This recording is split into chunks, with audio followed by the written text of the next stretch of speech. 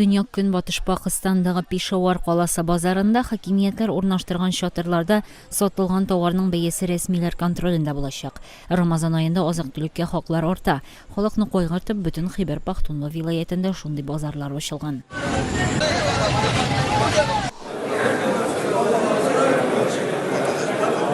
Кыргызстанның көньягындагы Җалалабад шәһәрендә мөселманнар лотерея уйнатты. Җиңүчеләр сентябрьдә Мәккәгә хаҗга барачак. Лотерея уйнату компьютерлаштырылган булган, күпләр нәтиҗәләренең гадел булмавына зарланган. Ел саен Сәгуд Гарәбстан төрле илләргә хаҗиларның квотасын билгели.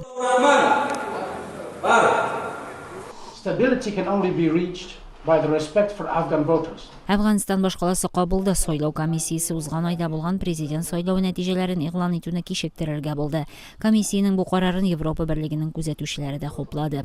Сайлауны уздырырга ярдәм итәргә килгән күзәтүчеләр төркеме рәсмиләргә 2000 сайлау урынын тикшерергә вакыт бирергә кирәк дип белдерде. Сайлау нәтиҗәләрен 7 июль көнне игълан итү көтелә. That basis, it is obvious that the IEC Ижауда кеше хукуклары активисты, Совет шөрі диссиденты Андрей Миронов кырыгына аның туганнары һәм дуслары җыелды. Миронов Украинада май аенда үтерелде. Илнең көнчыгышында ул итальян фотожурналисты Андреа Рочелли белән эшләгән иде. Көч куллануда ул да һәлак булды.